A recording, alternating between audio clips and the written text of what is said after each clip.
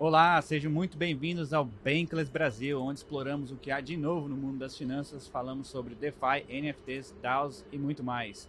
Eu sou o Guelph, comigo Tim Balabush, Diego e João Cury. O painel de hoje é para explicar o acontecimento recente que aconteceu essa semana na comunidade cripto Luna Terra. Nós nos reunimos aqui justamente para explicar, dar uma pincelada, tudo que aconteceu e falar sobre o futuro das criptomoedas. Tim, tudo bem? Tudo certo.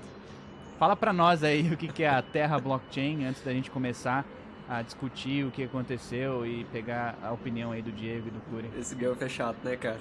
Ele joga pra mesmo. Vai lá. Pergunta difícil. Cara, esse é um projeto que a base dele é uma stablecoin. Eles criaram uma stablecoin algorítmica, que ela mantém o peg dela, ou seja, ela mantém o preço dela no dólar, mas ela usa um algoritmo para fazer isso. E aí, para fazer isso, ela faz a compra e venda do tesouro dela, para manter esse peg, esse preço estável. Então, se sobe muito, eles vendem, e se abaixa muito, eles compram o ST. Então, dessa maneira, eles controlam o PEG do ST. Basicamente é uma arbitragem, né? É bem... Arbitragem. Na verdade, a gente fica falando do stablecoin algorítmico, mas é uma maneira de manter a estabilidade bem artificial, que é na base da compra e da venda, e não necessariamente da demanda daquele ativo, mas é pelo próprio protocolo que faz essa estabilidade, que é algo bem arriscado. Entendendo a UST, que era descentralizada, stablecoin descentralizada, e por que ela não era?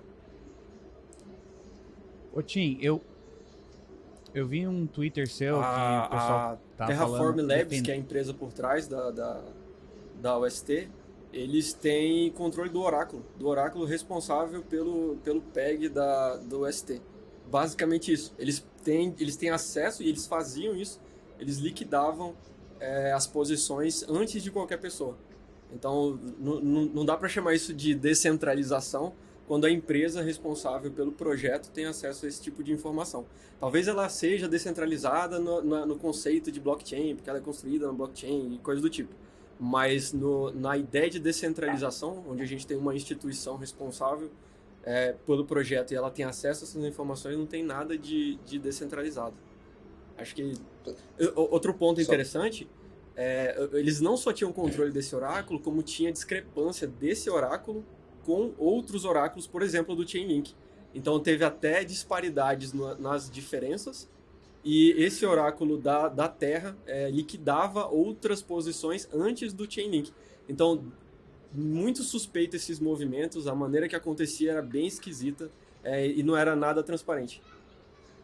Agora, só fazer um comentário sobre isso que o Tim está falando, as stablecoins algorítmicas, o que elas tentam entregar, e no caso da UST, não foi o primeiro projeto de uma stablecoin algorítmica, é a desvinculação dos criptoativos a qualquer ativo do mundo real. Então, hoje, por exemplo, a maior stablecoin que existe é a Tether, né? United States Tether. E ela é administrada por uma companhia, e essa companhia tem papéis e outros ativos do mundo real que, teoricamente, dão lastro a ela. Outra moeda que até ela tem mais liquidez, pelo menos em protocolos de DeFi, do que o Tether, o STC, que é da Circle. É uma stablecoin também que tem uma empresa por trás dela, e essa empresa garante com ativos reais a liquidez daquela moeda. Então você consegue, teoricamente, existe uma empresa administrando, e aí por isso são stablecoins centralizadas, que gerem o tesouro que teoricamente dá lastro. E as stablecoins vêm para enfrentar essa crítica dessas moedas, dessas stablecoins que são centralizadas, né? Mas aí, infelizmente, mais um caso que a gente viu de stablecoin tendo problema, que não era tão descentralizado, como o Tim explicou, e que ainda não foi possível resolver esse problema que, por mais que sejam centralizados, outras stablecoins conseguem entregar um resultado melhor. E complementando isso que o Diego falou, né, cara? O próprio Do Kwon, criador da dessa brincadeira toda aí da Luna, da Terra, cara, ele já estava envolvido em outros projetos antes, e não só ele, mas assim, a gente já viu várias outras tentativas de criação de stablecoins algorítmicas, e todas elas falharam. Então acabou que, no fim das contas, muita gente está, inclusive, falando que foi uma questão de ilusão mesmo dele, que tipo, essa vez vai ser diferente, essa vez vai dar certo, mas acabou se provando exatamente o contrário, e foi totalmente a ruína em pouco mais de 36 horas. Né? Antes da gente falar um pouco sobre esse gráfico aí que eu estou compartilhando na tela, só para fazer uma resumida do que o Tim e o Diego falaram. Então, se o usuário quiser mintar uma UST, ele precisa queimar um valor igual de Luna. Então, se você tiver Luna, que é a moeda da blockchain Terra, você precisa queimar um valor, $1 igual para você mintar um ST. No caso, um ST vale $1 de Luna. E para sair do sistema, é a mesma coisa. Você pode pegar seu UST e vender por $1 equivalente a Luna. Só que, o que aconteceu aí, ô Diego, com esse gráfico de Luna? Ou Tim? Ele caiu, cara. Se vocês estão vendo aí o gráfico que eu tô compartilhando. Foi pra ruína, né? Acabou. Ponto final. Cara, tava acho que com mais de $80 e hoje tá em menos de um centavo de dólar. No dia 10, quando toda essa situação começou, tem um artigo que foi publicado narrando que o projeto já estava em crise. E aí, nesse artigo do dia 10, menciona que há 5 semanas ela tinha alcançado o all-time high. Então, Luna, que era, no fim das contas, o que proporcionava essa estabilidade à stablecoin, tinha chegado a $115. Isso quer dizer que, com um token Luna, você conseguiria mintar 115 UST. E aí, se você quisesse vender esse UST, você queimaria esse 115 para tirar um Luna. E essa lógica da stablecoin funciona muito bem, essa stablecoin algorítmica, desde que a capitalização de mercado do token Luna, que é o token base, seja mais alta do que da stablecoin que você vai criar. Porque se o contrário acontece e o market cap da stablecoin é maior do que daquela moeda que está dando lastro para ela, acontece justamente o que aconteceu. Você perde essa estabilidade da vinculação. Então, assim, o que começou a acontecer? Depois de atingir o all-time high há 5 semanas de $115, começou a haver uma crise uma crise de confiança mesmo com o que estava acontecendo com o projeto. Começou a haver uma venda em massa da Luna, que era a moeda base da blockchain Terra. Com isso, a capitalização de mercado da Terra ficou menor do que da stablecoin, que ela deveria garantir. Então, tornou impossível para as pessoas fazerem esse retorno. Então, você não tinha lastro suficiente para que a moeda estável tivesse valendo $1. E aí começou a crise e, infelizmente, uma cascata de problemas veio disso, né? Indiferentemente da stablecoin como o DAI, que a UST não era backed, não tinha nenhum colateral que assegurava ela. A única colateralização de ativos era através da Luna. E depois eles começaram a comprar Bitcoin, dizendo que ia ser o Bitcoin ia segurar os valores ali também. Mas ninguém sabe onde foi parar esses Bitcoins, se eles realmente venderam tudo. Para a UST sobreviver, ela depende da demanda do mercado por Luna. Então a Luna é a moeda que assegura a blockchain da Terra. Que a Terra é uma blockchain de camada 1, é o One construída na SDK da Cosmos. Então os validadores precisam ter Luna para segurar a blockchain. Né? Na Ethereum você precisa ter Ether para segurar a blockchain.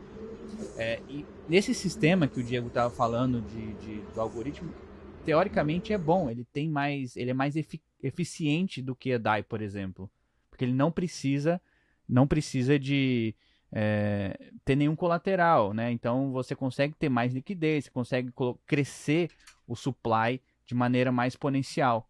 Só que o mecanismo ele é vulnerável ao que nós conhecemos como Death Spiral. Como que é a tradução? Espiral da morte. Em português, alguém sabe? Espiral da morte. Bom, então, basicamente é quando as pessoas perdem confiança no PEG, quando as pessoas acham que a moeda não equivale a $1, e aí todo mundo tenta sair do sistema. É o que a gente chama de run to the bank, run the bank. Isso aconteceu lá atrás, em 1980, no pound inglês, e isso não é uma coisa específica para cripto. Então, basicamente, no sistema tinha muito mais moedas do que de dinheiro. Então, se todo mundo decidiu tirar o dinheiro de uma vez, não tinha dinheiro para todo mundo. E aí, para tentar controlar o PEG, a Luna, o algoritmo Luna, ela começa a criar mais Luna para poder queimar, para poder o pessoal trocar os seus USTs. Só que daí aconteceu aquele sistema de hiperinflação. A Luna começou a hiperinflar, começou a criar muita, e o preço acabou caindo. Cara, caiu 99,99%. Foi a zero praticamente. Foi a menos de 1 centavo. Então a gente precisa realmente entender como que isso aconteceu. Isso era uma vulnerabilidade que estava todo mundo já olhando, vendo. Falando, não, realmente isso pode acontecer, mas era difícil acontecer. Então vamos dar um passo atrás, explicar ao pessoal o que aconteceu de fato para que esse PEG da USD saísse do lastro do dólar. DPEG, né, que nós chamamos. Então, começando no dia 7 de maio, eu estou usando aqui um guide feito pela Bankless. No dia 7 de maio, alguém fez um swap de 85 milhões de UST na Curve por USDC. E não tinha todo esse valor lá disponível, e aí aconteceu que a pool, ela ficou, estabilizou, ficou mais UST lá dentro do que as outras stablecoins.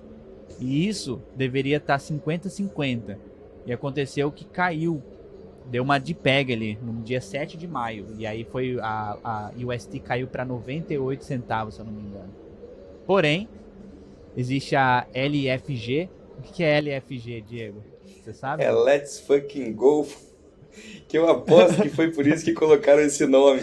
Enfim, é a Luna Foundation. Eu não sei o que é o G, mas eu aposto que o Guard. Eu tenho certeza que botaram o G só para que ficasse o LFG, que não é um acrônimo, enfim, mas é uma sigla que todo mundo usa no mundo de cripto, assim, Let's Fucking Go. Tipo, vai dar tudo certo.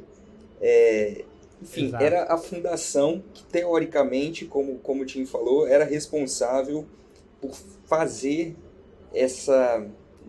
eu vou usar a palavra controle, mas não é o controle, mas por acompanhar o que estava acontecendo com esse contrato, já que o algoritmo que estabelece essa paridade entre as moedas nada mais é do que um contrato inteligente. Então, essa fundação era responsável por guardar isso. E aí, o que estava acontecendo nos últimos meses é que essa fundação estava acumulando muito capital para um eventual caso de DPEG e uma eventual hipótese de crise no mercado.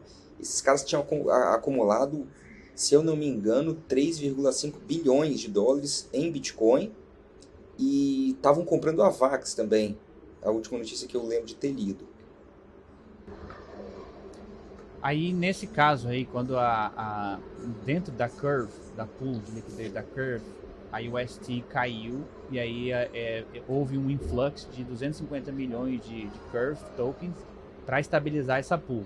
E aí o token da UST que havia caído para 98 centavos, na Binance depois estava sendo negociado a 99,5, quase $1. Então, meio que voltou a estabilidade.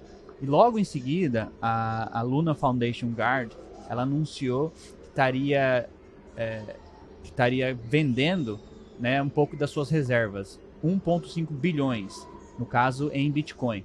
Só que primeiro eles fizeram um empréstimo de 750 milhões de Bitcoin ao mercado, ao market makers. Market makers podem ser alguma hedge fund gigante aí, no caso podia ser a Jump Capital, sei lá, outra market maker aí que tem no mercado. Como é que é o nome daquela market maker que estourou lá atrás na GameStop, ô Tim? Você lembra? Não. Me dá mais não informação lembro, do que você tá falando. Market makers são aquelas hedge funds que fazem o mercado, que tem um mercado. Citadel. Bom, então, inclusive, as pessoas acham que a Citadel é uma das... pode ser um potencial attacker, uma das instituições que pode ter atacado o VPEG da... Então, mas vocês acreditam nisso? Foi o famoso Charles Hoskinson que publicou, jogou isso aí na roda. E aí a Gemini já avisou que eles não fizeram o empréstimo. A ideia é assim, para quem tá ouvindo, é que uma instituição grande, o pessoal especula que foi a Citadel, que emprestaram aí uns trocentos bitcoins, não sei, uma quantidade insana. Os caras compraram... 100 mil bitcoins. Os caras compraram, acho que o STI Luna, né? Num preço descontado e depois despejaram no mercado. E aí deu uma quebra, causou liquidação em massa, o pessoal começou a vender a loucura e foi o início desse BO todo. Mas isso aí é só especulação, assim. Não tem... mais especulação. Mas isso aí que você falou do Charles Hoskinson, ele postou o tweet, depois de um tempo ele apagou, mas tipo, já tinha sido retweetado várias vezes. Aí eu lembro que eu até acompanhei ele respondendo um cara, ele tipo meio tirando dele da reta, falou, não, de fato, eu apaguei porque por enquanto é só fofoca. Mas há indícios de que o que eu falei é verdade. Porra, velho. Enfim, mas ele lançou no ar isso daí. É difícil saber realmente quem foi o attacker, isso é uma especulação, ninguém sabe realmente de fato quem foi, o que fizeram, mas só sei que alguém fez abrir uma posição de short ali em Bitcoin e forçou com que teve a DPEG da UST, e aí todo mundo falou, nossa, a UST tá saindo, tá caindo, porque ela caiu para, sei lá, 60 centavos no dia 9 na Binance. Então todo mundo ficou desesperado, falou, pessoal, vamos sair enquanto tem liquidez ainda no mercado, vamos vender nossas USTs, vamos sair ali da Anchor, porque não tá dando, não tem como continuar ali. E aí o cara que fez o short do Bitcoin forçou com que a Luna Foundation Guard vendesse o Bitcoin mais barato, forçando ainda mais a queda do Bitcoin, porque teve que despejar uma porrada de Bitcoin no mercado, bilhões, e aí o Bitcoin continuou caindo, e esse cara que fez esse ataque, esse short no Bitcoin, saiu lucrando ali cerca de quase $1 bilhão nessa brincadeira toda. Mas a gente não acredita, eu particularmente não acredito que esse ataque tenha sido responsável por essa queda da UST, do mercado em geral. Mas outras coisas também que aconteceram na semana, por exemplo, a taxa de juros americana, a inflação americana que veio alta, estava indicando que o mercado iria cair, o mercado como geral, e aconteceu que a UST caiu também, aí despencou todos os outros ativos.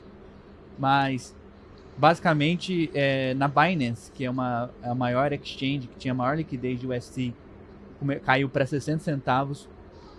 E aí eles tiveram que parar os trades, porque a galera começou a tradear e tava caindo mais. E começou a virar foi louco, né? A galera começou a fazer short de uma moeda estável, né? Isso é louco, né? Chegou um ponto que a corretora não tinha liquidez mais para oferecer as coisas, né, cara? Teve corretora tentando reverter a ordem de lucro de cliente. Aí deu uma confusão, que os usuários, de uma forma ou de outra, quem tava ganhando dinheiro com isso ficou puto, né? Aí CEO vai e volta atrás. Então, no fim das contas, acabou afetando o sistema inteiro, né, cara? Desde a parte descentralizada até a parte centralizada também, vamos dizer assim. E tem uma outra questão, isso antes, Guelph. Tem uma outra questão que é mais ampla, assim. Dificilmente uma pessoa que estava exposta à Terra, né, que estava exposta à Luna ou ao protocolo Anchor, tá usando só uma blockchain. Então é muito normal que a pessoa tenha Ether depositado para fazer alguma stablecoin, converte ela em UST para aplicar em outra blockchain. Isso é normal. Então, quando isso começa a afetar de uma forma muito grave um protocolo, é natural que as pessoas liquidem ativos de outras blockchains para tentar tapar um buraco. Então você começa a ver um problema em cascata. Por exemplo, com a Foundation, com a Luna Foundation. Uma coisa que não tinha nada a ver com a blockchain Bitcoin. Só que os caras começaram a despejar Bitcoin no mercado porque precisava de liquidez para tapar um buraco na blockchain deles. Então você começa a ter um problema em um protocolo, começa a afetar o mercado todo, e isso gera uma crise de medo, de FUD, cara, e acontece o que aconteceu, assim, ninguém sai limpo dessa, todo mundo se dá mal de certa forma. Isso é muito ruim para o mercado cripto como um todo, né? A gente sempre espera que a gente tenha, com o passar do tempo, um mercado mais resiliente, protocolos mais maduros, usuários mais experientes, né? Mais atento com o que está acontecendo no mercado. E aí uma situação dessa, parece que a gente dá vários passos atrás numa evolução que é difícil da gente fazer, é lenta, e isso tipo, a gente tem que parar agora e pensar assim, quais lições a gente consegue tirar de tudo isso que aconteceu e o que a gente pode fazer para pelo menos mitigar, para que no futuro, é muito provável que alguma coisa parecida com isso volte a acontecer, infelizmente, mas que a gente tenha impactos um pouco mais amenos no futuro para isso. Já pensou em ganhar criptomoedas ao conectar dispositivos com segurança ao seu redor? NoodleCash é um provedor de conectividade para a internet das coisas. Com rede de baixa energia Bluetooth, ele ajuda empresas e cidades a conectar e coletar dados de dispositivos, sensores e tags. Basta baixar o aplicativo em seu iPhone ou Android, iniciá-lo e pronto. Noodle detecta sensores e dispositivos inteligentes e eventualmente se conecta a eles anonimamente. Ao realizar essas tarefas, o aplicativo recebe Noodle Cash, conhecido como Token Noodle. Viu como é fácil? Nenhum hardware extra é necessário. Tudo o que você precisa para começar a receber recompensa está em suas mãos. Gere renda passiva com o seu celular mais Noodle Cash App. Bankless Brasil agradece o apoio. Sabe o que uma coisa interessante, acho que até o Tim deve ter falado isso naquele Twitter dele, que o protocolo, a Terra, eles estavam usando o Anchor como uma estratégia de marketing também, para atrair mais pessoas. Quantos bilhões de dólares estavam ali travados? E aí, sim, todo mundo estava vendo aquele crescimento gigantesco do Kwon subiu para a cabeça, ele começou a falar, postar coisas assim, Dai vai morrer nas minhas mãos, coisas desse tipo. Não estava olhando muitos perigos porque tinha muitos bilhões de dólares já ali dentro do protocolo. E tudo que a gente menos esperava é que esse projeto quebrasse da forma que quebrou. Por quê? O que vai acontecer agora? Os reguladores, principalmente nos Estados Unidos, vão cair matando em cima das stablecoins para tentar regularizar. Porque muita gente ali que nunca tinha entrado em cripto, até fundos mesmo, que nunca tinha participado de outros projetos, entraram na Anchor, na Terra, com o intuito de ganhar 20% ao ano em retorno fácil, dinheiro fácil, não viram os riscos e perderam milhões, milhares de dólares ali. Isso aí eu vi um comentário hoje, o cara falando, a gente percebeu nessa semana que o smart money não é tão smart assim, né, cara? Pois é, cara. Então, eu gosto muito de usar o Reddit, né, cara? E eu estava acompanhando esses dias lá, os que eu acompanho normalmente. Eu não costumo acompanhar o subreddit da Terra, Luna e tal. Confesso que eu nem lembro o nome que é. Mas acabei caindo nele, por essa confusão toda de mercado. E eu confesso assim, cara, foi um dos momentos mais complicados e tristes da semana, né, cara? Você vê, tipo, investidor relatando que perdeu 500 milhões de reais, 500 mil reais, gente que perdeu pouco, perdeu tipo toda a grana investida na vida, então você fica... E aí o pessoal não sabe o que fazer, sabe? Tipo assim, é um investidor... E no fim das contas, claro, eu pelo menos me importo muito mais com o investidor de retail, aquele investidor ali, pessoa mesmo, do que com as grandes empresas. Empresas têm bailout, tem como arrumar fundo, tem VCs para investir, mas o investidor pessoa física que pega dinheiro e vai investir ali na Terra, Luna, o ST, cara, ele não tem ninguém por trás para ajudar ele se perder a grana, cara. Então, pô, muita gente tava lá falando, cara, eu não sei mais o que fazer na minha vida, eu perdi todo o meu dinheiro, e você lê um negócio desse, um relato desse, você fica tipo assim, de coração, cara, dói. Acho que dói todo mundo aqui que gosta desse mercado cripto, sente assim, cara, podia ser comigo, podia ser com meu amigo. Lógico, a gente sempre foca muito aqui na diversificação, mas a gente acaba entendendo o que essas pessoas passam e acaba sendo muito difícil, né, cara? E além disso também quero falar também sobre um tweet que eu tava vendo esses dias, né, cara, que, pô, pra gente ter noção do impacto que esse crash todo da Luna, vamos dizer assim, pô, a questão do Lehman Brothers lá em 2008 foi um bailout de 60 bilhões, né, cara, de market cap, né? E com o Luna foi 50 bilhões no topo ali, mais o total de TVL travado, né, cara? Então, assim, pô, Foi muita grana, muita grana, muita grana. E o mercado, de uma forma ou de outra, ele tinha espaço para cair muito mais, vamos dizer assim. Ele reagiu de uma forma não tão ruim quanto se bobear deveria. Mas, pô, reagindo tão bem ou reagindo mal, os investidores, de uma forma ou de outra, são muito afetados. Pô, o pessoal da Luna lá, cara, no fim das contas, eles têm dinheiro, tá travado, mas eles ainda têm dinheiro. O difícil é a pessoa física que investiu grana lá e não sabe o que fazer da vida, né, cara? Pô, como é que você vai falar pro tipo, como é que você vai pagar sua conta sem conseguir, mano? Tirar sua grana e tal, tipo, pô, tava $100, foi pra centavos, né, mano? Continuando a história complicado. aqui do Death Spiral, que é o que aconteceu com a Luna, né?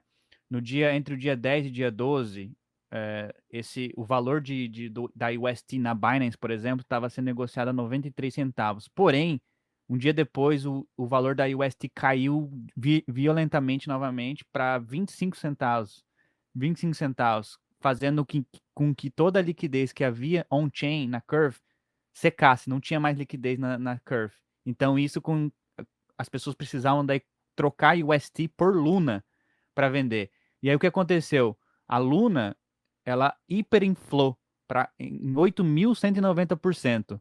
Tinham 386 milhões de moedas em circulação, foi para 32 bilhões de moedas em circulação, fazendo com que o preço de Luna caísse 99,1%, de $31 para 1 centavo. E hoje ela está menos de 1 centavo, está zero praticamente.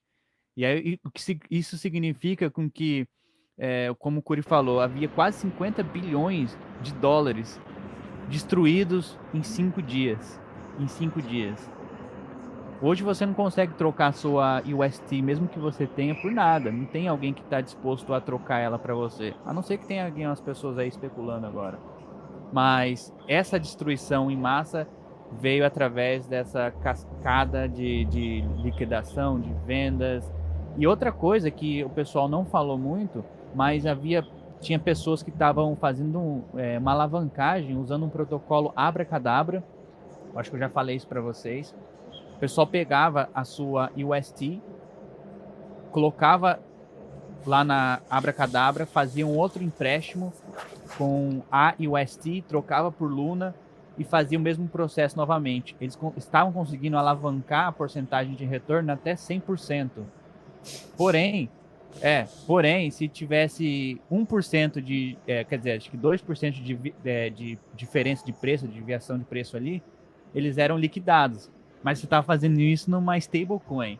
Então, stablecoin você pensa, poxa, não vai ser liquidado. Então, o pessoal estava usando outro protocolo para alavancar em Luna e fazendo isso, cara, aí quando teve o depegging, houve uma liquidação em massa. Só nesse protocolo ali foram quase milhões ali. Assim, para quem está escutando a gente, não quer dizer que a stablecoin nunca varie de $1. Não quer dizer isso. É natural que você encontre stablecoin. Por exemplo, o DAI é uma stablecoin que normalmente ela está um pouquinho mais cara. Então, você às vezes vai trocar o STC por DAI, você não troca 100 por 100, você vai trocar 100 por 99,6, 99,5. Mas são variações assim de 0,4%, 0,5%. São variações mínimas para mais ou para menos. Então, uma variação de 2% no stablecoin já é algo assim alarmante, né? E aí o problema que gerou, você vê que essa crise que aconteceu com a Luna gerou uma instabilidade tão grande no mercado que até a Tether, que é a maior stablecoin, teve uma variação para baixo e ela foi negociada por um período durante essa semana por 98 centavos. E aí você vê, né? Assim, gera oportunidades de arbitragem para quem quer arriscar. Porque quem comprou Tether a 98 centavos pôde vender um pouco depois a $1. E aí teve esses 2%. Assim, então... Mas isso parece pouco, Diego, mas não é, né, cara? Porque parece pouco para nós, meros mortais, que vamos comprar ali X quantias. Mas, pô, pega um investidor grande, ou pega um fundo que tá aí, cara, o cara vai botar $1 bilhão nessa brincadeira, e esses 2 centavos, cara, vai ser muita grana, entendeu? Pra gente parece pouco, mas pra muita... de variação, exato, não, esses 2% de variação, que você consiga ter um lucro de 2% em poucas horas, dentro de um universo, tipo, um valor muito alto, é relevante. Só que, de novo, o que a gente sempre fala, né? São riscos. Porque quem comprou Luna a 90 centavos durante a semana, apostando que ela voltaria ao PEG de $1, cara, Luna chegou pouco tempo depois estava em 20 centavos. Enfim, então assim... E muita gente grande fazendo isso, né, Diego? Teve sim. Então assim, o que a gente está tentando mostrar é: ninguém tem bola de cristal, ninguém sabe o futuro. O que a gente tenta fazer é suspeitar daquilo que parece muito bom. Então, por exemplo, o Guilherme falou de uma estratégia que os caras estavam apostando nela para conseguir um 100% de... Dá para fazer? Dá. Mas você tem que saber que tem um risco muito alto nisso. Então, assim, de novo, é um mercado que não é regularizado, é um mercado muito novo, é um mercado em que você pode perder tudo que você colocou. Quem colocou dinheiro em Luna essa semana perdeu tudo que tinha. Então, assim, o mais importante a se fazer é tentar entender o que está acontecendo, como as coisas funcionam. Nem todo protocolo é igual, nem toda criptomoeda é igual. Você tem que saber até onde você está disposto a investir. E o principal investimento que você pode fazer sempre é na educação. Sempre é. Se você não tem dinheiro, não quer botar dinheiro, não coloque. Mas o que a gente eu pelo menos sempre tento convidar as pessoas a fazerem isso. Dedique seu tempo a entender o que está acontecendo. Tem coisas muito novas sendo criadas. E nessa semana teve uma entrevista do Paul Tudor Jones que ele falou assim: mesmo com tudo que está acontecendo, não dá para a gente ignorar o fato de que o universo cripto, a gente tem que estar bullish em relação a ele, a gente tem que estar empolgado em relação a ele. Porque o capital intelectual que existe hoje em cripto, que está sendo criado, não tem precedentes na história da tecnologia recente. Então, assim, gaste o seu tempo para pelo menos acompanhar o que está acontecendo, entender o que está acontecendo e aprender um pouco disso tudo. Mas, infelizmente, momentos como esse, a gente passa por eles. Ô Tim, e quais foram as suas conclusões e implicações com todo esse acontecimento? O que os seus seguidores estão falando? O que você tem a falar para essas pessoas que...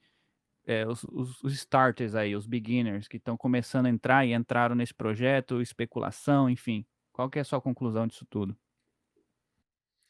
Eu acho que eu vou um pouco na linha do que o Curi comentou, do lado do subreddit da Luna, cara. Porque, assim, algumas pessoas me mandaram mensagem, tinha gente que tinha posto grana boa, assim, nisso aí, cara. E o que eu acho interessante é que algumas pessoas não... Como é que eu vou falar? São perdas relativamente grandes, dadas as proporções. Então teve gente que foi afetado bem, bem diretamente nisso. E aí teve um vídeo até do The Defiant, do Diego aí, os caras lá comentando algo bem interessante. Eles falaram assim: o pessoal vai aproveitar esse momento para dizer, eu avisei, mas não avisaram. E se avisaram, não avisaram o suficiente. E é isso aí que eu acho que eu tô pegando para mim de lição, cara, porque Luna tinha muito red flag, cara, tinha muito red flag. E eu tava evitando de falar desses pontos negativos por causa do hype. Porque, cara, é bem complicado, assim. Eu até falei isso no meu Instagram. Quando você põe a cara a tapa na internet e aí você criticar algo que tá na hype, bicho, é dado de cabeça, assim. Mas eu podia ter pontuado mais vezes, assim, porque eu tenho seguidores que estavam investindo em Luna, que estavam aportados lá. E aí até um deles me perguntou: quais stablecoins você recomenda? Cara, eu coloquei uma lista, eu coloquei até a BUSD, cara, da Binance, no último. Mas eu não citei o ST. E aí ele perguntou: tá, mas e o ST fica onde? Dá pra ver que o pessoal queria que falasse de UST. Aí eu falei: o ST tem preocupação com liquidez, preocupação com essa centralização dos oráculos. Eu pontuei alguns detalhes assim, mas muito superficialmente, sem falar mal devidamente. E eu me arrependo, cara, por causa disso, porque eu podia ter pegado pesado um pouco mais nisso e alertado algumas pessoas em relação a essas possibilidades. Dito isso, o que aconteceu não era algo que, mesmo nesse projeto, com o tanto de red flag que tinha, era algo que eu imaginava. Tipo, que ia acontecer dessa maneira, com essa intensidade, com essa velocidade. E eu imaginava, esse projeto futuramente não vai vingar, porque a gente vai ter outras opções melhores daqui 2, 3 anos, e se houver uma queda, vai ser algo lento e previsível. Não foi o que aconteceu, foi violenta a parada e afetou muita gente. Então, fica de aprendizado. Outro aprendizado também que eu quero deixar pro pessoal é o basicão, cara. Faça sua própria pesquisa, porque eu tô usando isso pra mim. uma das razões também de eu ter evitado falar de Luna foi porque eu vi muitos VCs e muitos analistas que eu admiro, que eu acompanho o trabalho entrando, valendo em Luna. E eu pensava, mano, o que esses caras estão enxergando, sabe? Será que eles estão vendo alguma coisa que eu não tô vendo? Será que eles estão analisando de um outro ponto de vista? Tanto que as coisas que eu li, assim, eu falava, cara, mas ainda assim não, ficam os buracos. Eu lembro do Diego várias vezes comentando nos grupos lá do WhatsApp e comentando, cara, mas será que a gente está deixando passar alguma coisa aqui? Meio estranho isso. E aí a gente mostra a relevância do quanto que é importante você tirar suas próprias conclusões, você fazer sua própria pesquisa e não terceirizar isso, mesmo que seja para analistas de renome ou para grandes venture capitals aí. Só isso. O Tim, só adicionar algo em relação ao que você falou, principalmente porque você é um cara que tem muita visibilidade, tem muitos seguidores. Eu lembrava, quando eu começava a assistir vídeo no YouTube, o cara finalizava o vídeo assim, faça sua própria pesquisa. E eu pensava, mas eu estou fazendo aí, você é minha pesquisa, você é minha fonte de pesquisa. Mas não pode ser, não pode ser. Então tudo que a gente fala aqui são só as nossas impressões. Porque no final do dia, se você vai botar, que seja, quando eu falo em investir, pode ser dinheiro ou tempo. Se você vai investir alguma coisa nesse espaço, no final do dia, o que você vai ter de retorno, positivo ou negativo, vai ser só seu. Eu não vou ganhar nada com o seu aprendizado, eu não vou ganhar nada com o dinheiro que você fizer ou deixar de fazer. E eu também não vou arcar com o seu prejuízo. Então, assim, a gente está aqui tentando debater, e é isso, tentando debater, trazer esses assuntos à tona para trocar ideia. Porque eu ficava me questionando mesmo, eu perguntava para as pessoas, assim, e às vezes eu falo, talvez eu devesse ter sido mais enfático nas perguntas que eu fiz. Eu ficava me questionando, e aí, tem alguma coisa que eu não estou vendo, pessoal? O que vocês estão vendo que tá tão bom? Estou desconfiado aqui de alguma coisa. Mas enfim, no final das contas, eu acho que vale essa mensagem. Tipo, nenhum influenciador, nenhum youtuber, nenhum instagramer, tiktoker, esses caras não vão ganhar dinheiro com seu investimento e com seu prejuízo, o seu prejuízo também não vai afetar eles. Então, no final do dia, só você é responsável pelo que você faz. Eu vou fazer um adendo nisso que o Diego tá falando. O cara me mandou mensagem e falou, cara, você conhece esse projeto? Me mandou o link lá, não vou citar nomes. Mas ele perguntou, eu tô achando que é uma pirâmide, não sei o que, você pode dar uma olhada e tal. Falei, cara, tô corrido, assim, que der eu olho. Mas eu já te adianto, se você acha que é uma pirâmide, grande chance de ser. Esse que é o lance. E aí, deu sei lá, aí deu uns 2 dias atrás, e ele me mandou mensagem que deram um rug pull no pessoal, um monte de gente perdeu dinheiro e tudo mais. Então, de novo, a importância de fazer própria pesquisa e esse negócio de criar conteúdo, começa a ver... Dói, cara, você vê. Por isso que eu tô lembrando do Curi falando, que, cara, você vê, tipo, gente que tá pondo grana suada, assim, não é dinheiro de... vamos ver o que isso aqui dá. É dinheiro que foi suado, sabe? E aí é complicado isso. E aí, por isso que enfatiza mais a importância de, cara, se tem coisas a serem pontuadas negativas em um projeto, eu não vou mais passar pano pra hype, não. Mas outra coisa, Diego, talvez também é importante lembrar, quando o pessoal estiver avaliando influencers, e aí o legal é que a gente tá no meio dessa aí também, acho que talvez principalmente eu e o Curi que tá mais pondo a cara em YouTube, essas coisas, às vezes youtubers, influencers ganham sim com seus trades às suas custas, principalmente quando o cara tem muita influência. Então vale muito ficar esperto com gente que tem muita poder de manobra de compra e venda de token, ou o que esses caras estão recomendando, porque pode ser que o cara tá fazendo ali um movimento para ele lucrar. Então, já teve alguns casos assim, há algumas especulações aqui no Brasil de que pessoas que estão fazendo isso, então é bom tomar cuidado, e aí a gente enfatiza, faz sua própria pesquisa, não toma como única fonte de verdade o pessoal que tá pondo a cara aí em YouTube, e aí eu tô me fazendo minha culpa aqui nisso aqui também. Então, faça a própria pesquisa. Nunca foi tão relevante quanto agora. Passar essa bola pro Curi, falar a conclusão dele de tudo isso e finalizar esse episódio com aquele lindo disclaimer pro pessoal. Perfeito, meu cara. Cara, eu acho que minha conclusão disso tudo vai bem em linha com o que o Diego e o Tim, que a gente conversou desde o começo do episódio. E eu também quero só um pouco além também lembrar todo mundo que, igual a gente sempre pontua também, cara, isso aqui que a gente tá falando no fim do dia é só dinheiro, né, cara? Não vai perder sua vida por causa disso. Sua vida é muito mais importante do que isso. Pô, você pode ter perdido quantos dinheiros for, você consegue recomeçar, lógico, é muito difícil, falando aqui é muito fácil, mas não vai desperdiçar sua vida por causa disso, cara. Vai dar um descanso, fecha aí, vai pensar em outra coisa, não vai desperdiçar sua vida nisso. Sua vida é muito mais preciosa e no fim do dia tem muito mais a valer na sua vida do que somente suas criptos. Tem família, sua casa, seu cachorro, tem muita coisa além de dinheiro, de cripto, de Luna, UST, finanças. Então não desperdice sua vida nisso, é vida muito mais importante do que isso. Meus sentimentos a todo mundo também que perdeu eventualmente alguém, né, nessa situação extremamente complicada.